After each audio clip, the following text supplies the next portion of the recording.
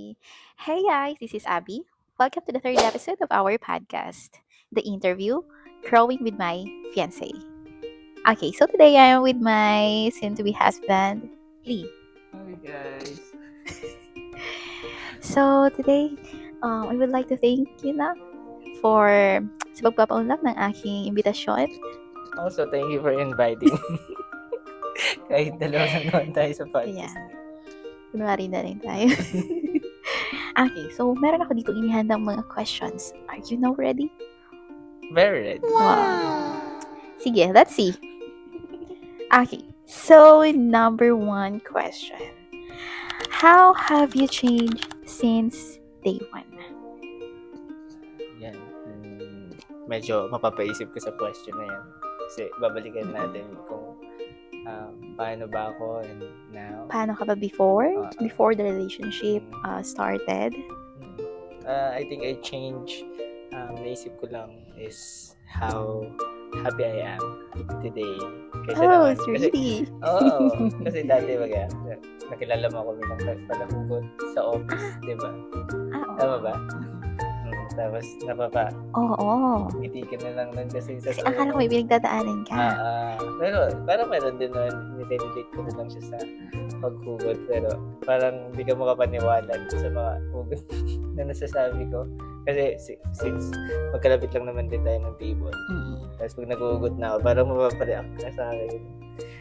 So, pero ngayon, a lot of change na nangyari.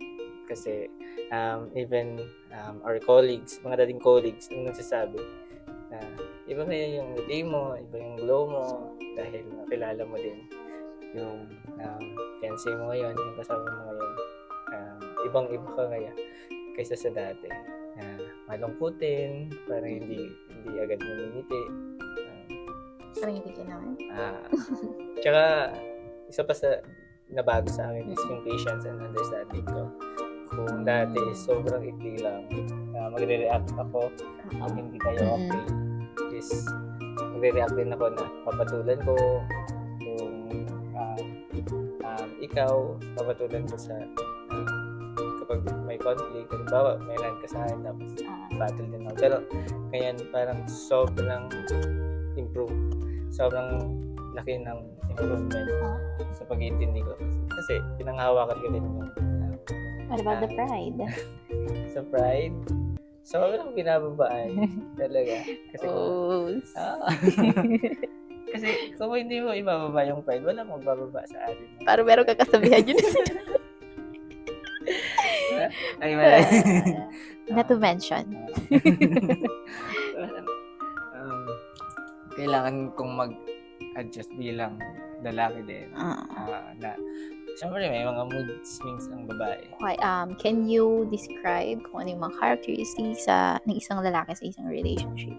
Kailangan mas mapag-intindi. Based on me. Based on your experience and based on our relationship. Mas mapag-intindi. Mas iniintindi ko siya kaysa na may mga bagay na parang gusto mo nang mainis tapos kapag naiinis din siya, pero napatunayan ko na kung hindi ikaw mag-a-adjust na parang papantayan mo yung inis niya, wala, away talaga. Complicate things din kung sasabayan mo siya sa init ng ulo niya, dapat ikaw din magbababa. Complicated kung siya hot, situation. ikaw yung cold dapat. So, hindi dapat kayo magsabayan kasi that's right. Kapag hot yung isa, dapat yung isa cold. Kasi kapag ganun ang nangyari, imbis mapag-usapan niyo yung conflicts, imbis masabi mo sa kanya imbis ma-solve, imbis ma-solve at ma-resolve. ang nangyayari is clash. Talagang hindi kayo magkakaintindihan dahil sa wala na, emotion na. Maabot sa point na hiwalayan. Hindi na natin maayos ang relasyon na to. Tigil na natin. So, alam ko naman, napapansin mo rin naman yung mga changes. So, man in a relationship or man in a relationship must be patient, understanding, yan yung mga qualities. forgiving. Forgiving. And even also sa girls, Oo. not just sa mga lalaki, no? And prayerful. Yan, Prayerful, yes. Kasi kung walang Why? prayer, Can you tell them why we should pray for our partner, for our girlfriend, boyfriend? pray for her na may kalinawan din kapag kinausap mo Why? siya. Why should we pray for them? Kasi pwede siyang itamp ng enemy na, magalit ka pa. Parang ganun. Mas lalo pong mapahabaan. Because prayer is Prayer very is powerful. powerful. Powerful. Yeah. Lalo na sa couples. Kasi a lot of us are saying na, I can change that person. Kung ganito siya ngayon, maybe someday magbago siya. But no, only God can change a person, no? Yes. So, kaya kailangan natin ipag-pray din ng isang tao if we really want them to change. And mabago din yung mga bad sides. Siyempre, para mas maging healthy din yung relationship, dapat ma-resolve kung ano yung mga bad habits nyo, and then mga negativities. Yan.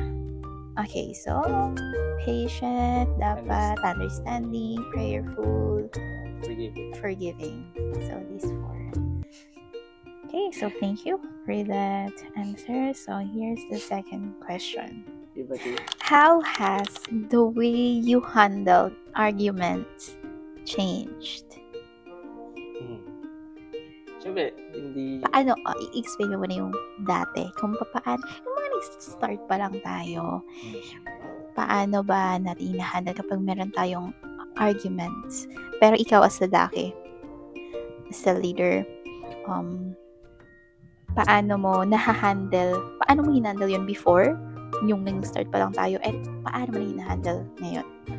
Dati, naalala ko, pinakamalala namin is yung... I-share pa ba natin to? Hindi na. Pinakamalala namin siguro ay yung hindi ko siya pinansin. Oo. Magkaaway kami. Magkaaway tayo nun, tapos hindi kita pinapansin nun kasi nga... yun nga, galit ka. Oo. Sinundo kita tapos hindi din tayo nag-uusap kahit sa sasakyan, sa motor. Tapos, pagdating namin sa event, parang may event doon. Tapos, hindi ko din siya pinansin. Tapos yun, hanggang sa nawala na ng ganang kumain. Tapos lumapit na lang siya. Siya na yung lumapit. Then talagang away kong away. Pataasan ng pride. Walang imikan. Then, umiimik ka nun, pero kapag medyo, hindi mo pa ako magaan nakakausap, then iiwas ka na naman ulit. Ganon. Pero sobrang cold na treatment. Oo, sobrang cold ng treatment. Tapos parang hindi na natin alam kung paano masosolve yun yung problema. Yung sa tinutulungan na kami ng mga kasama sa event na yun. Sobrang obvious pag may away. Makikita talaga. Kasi, nang dati yun. Hindi, unang away natin na sobrang dala. pero hindi talaga siya yung away na may sigawan. Hindi. Wala lang tayo Walang imikan. Ito yung away na walang imikan. Pero sa sakit. Oo. Especially sa part niya. Kasi, ilang beses mo na yung experience yung ganon. Yun pa lang. Yun pa lang. First time mo ma-experience. Hindi naman ganun ka pero pag hindi ka na kasi parang... I mean, na-experience mo na ba sa past relationship mo? Hindi. Hindi, bakit? Yun pa lang. Okay. Sa ako naman kasi, may mga experiences naman ako about how to handle conflicts. Ayan, kaya ganun din talaga yung napakita ko sa iyo. Hinihintay ko lang naman na magbaba ka din ng pride. Tapos, manuyo. Kasi hindi ka naman para sa iyo. Ganun ako immature na. Sobrang immature. Na sasabayin ko siya na init din ng ulo. Sasabayan mo din. Parang mini-mirror mo. Parang ganun. Tapos, hindi naman ma-pride, pero parang ganun na din. Na, syempre, hindi kasi, hindi ko din ma-contain na yung emotion ko.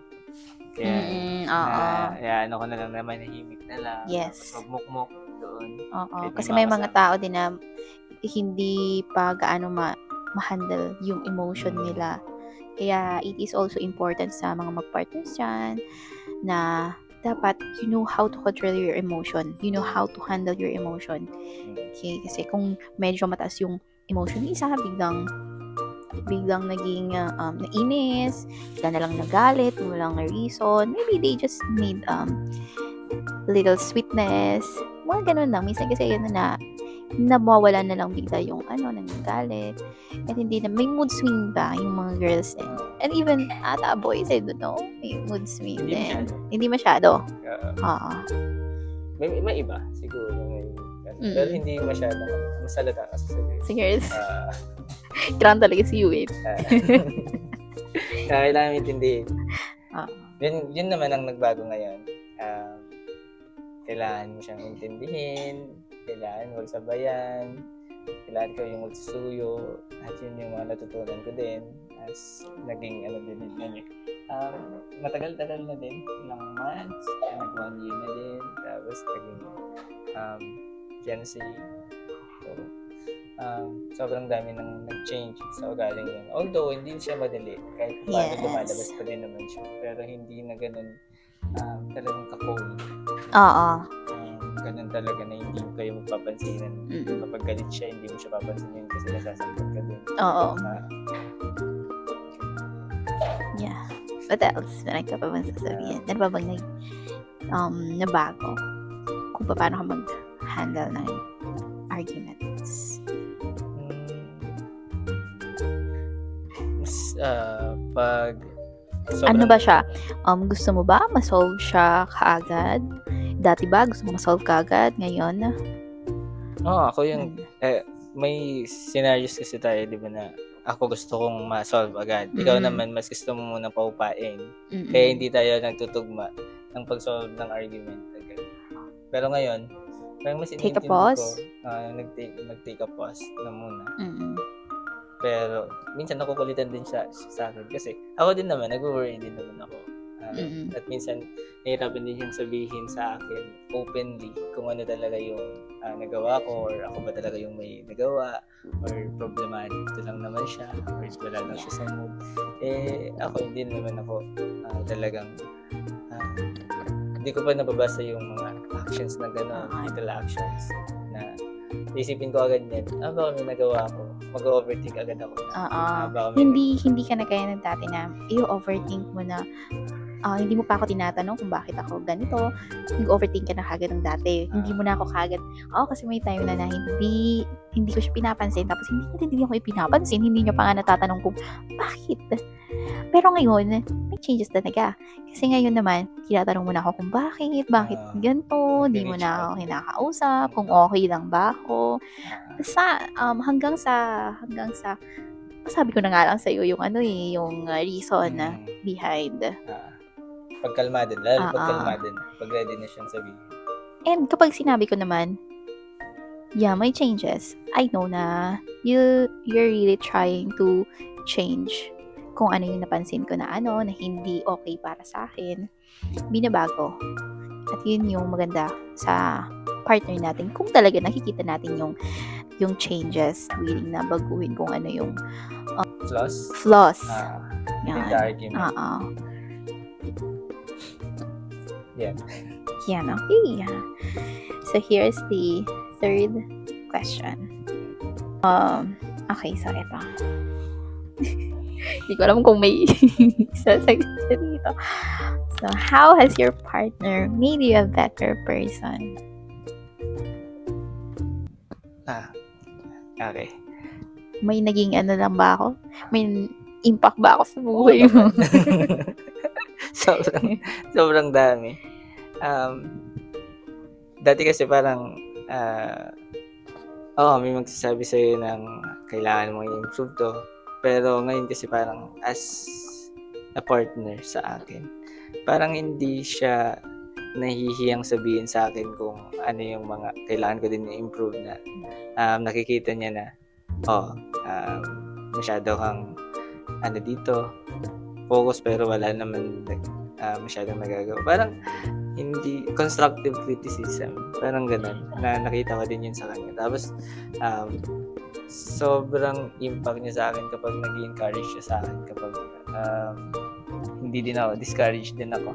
Ah. Na kapag may mga something na kahit ako nahihiya akong sabihin sa kanya kasi I'm on my weak side. Pero kapag sinasabi ko naman sa kanya, talagang nandun siya para mag-encourage. Tapos lumalakas na ulit yung loob ko para mag-continue. At may mga bagay na akala ko hindi ko kaya. Tapos nung encourage niya ako, Nagawa mo na. gawa ko na pala. Yeah. Sorry ka naman siya, pero may tiwala naman ako sa'yo. Yeah. And that's something that I am proud of.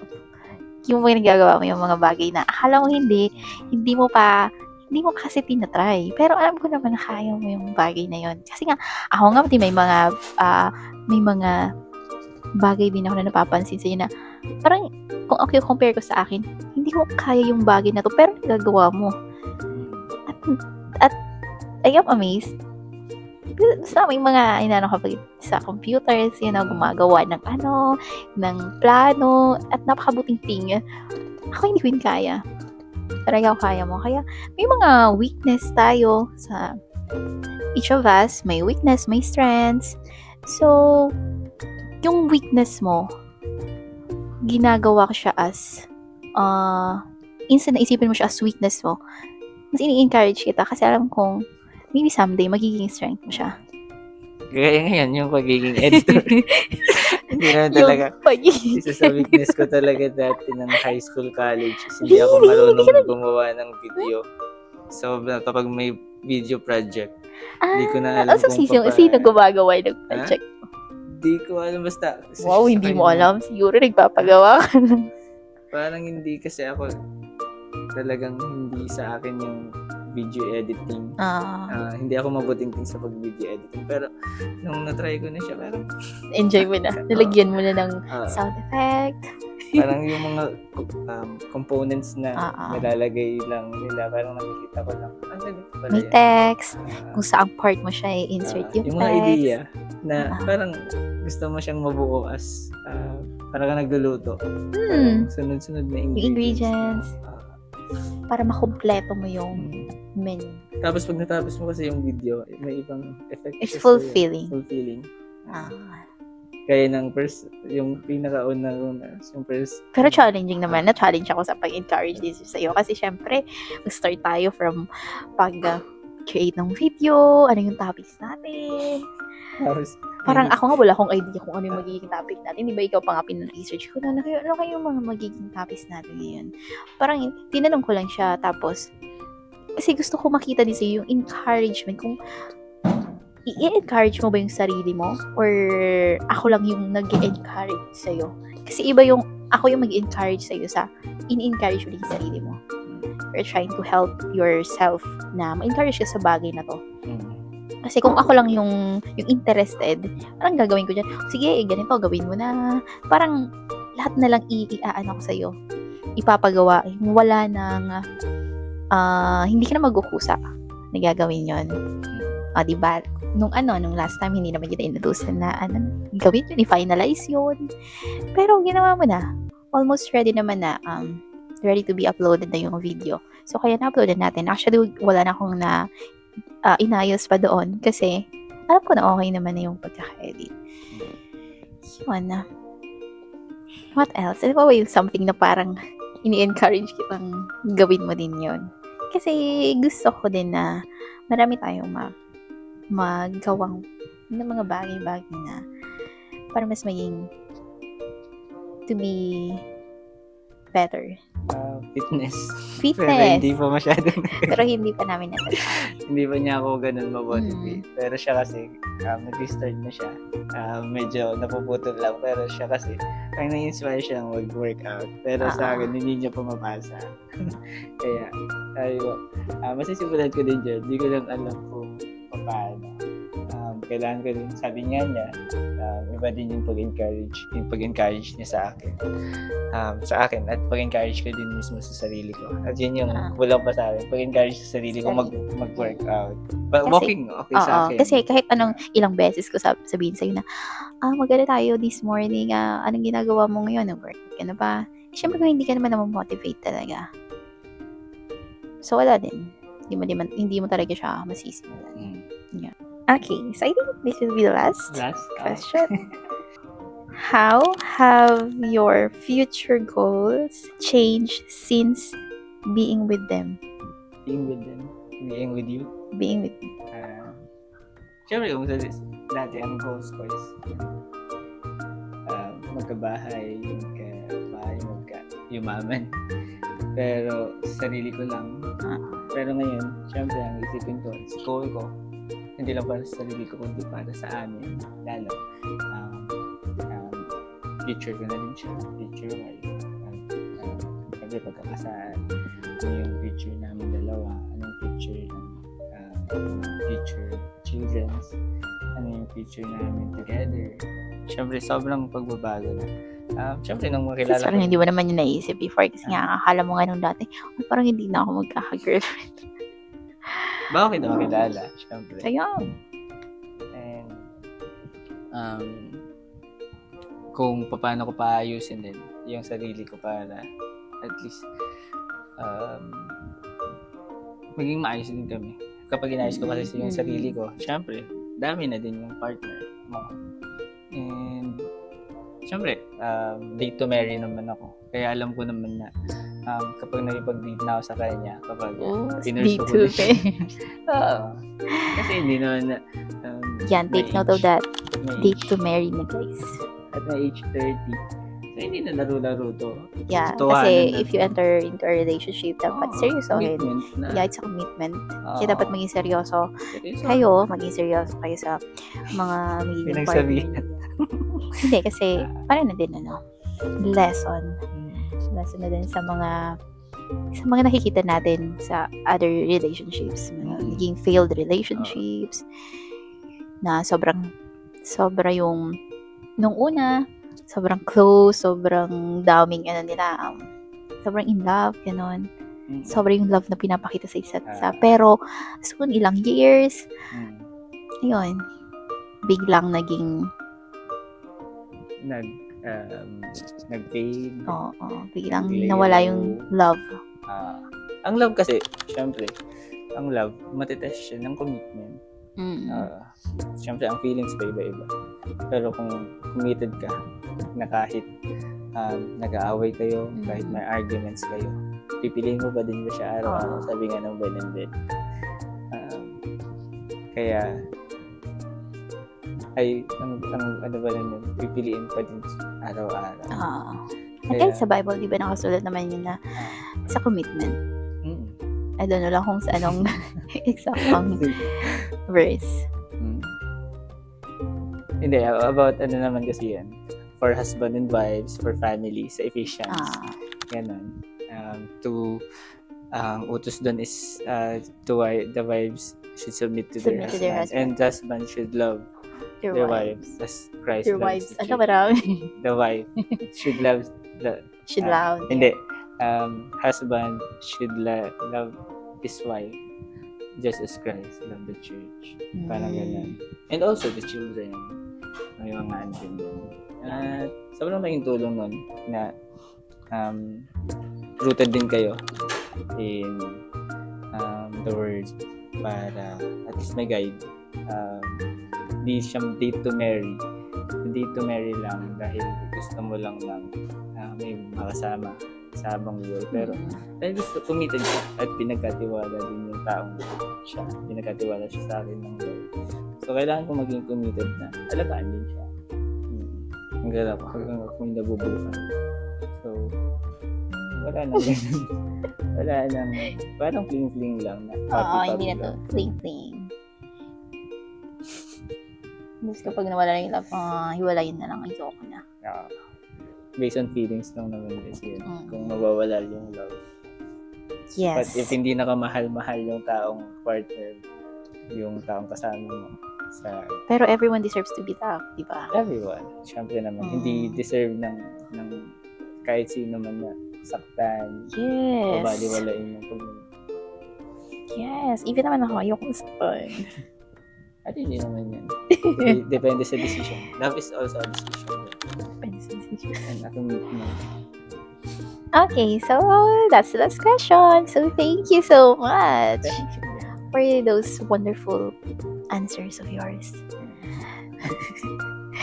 Okay, so that ends this podcast.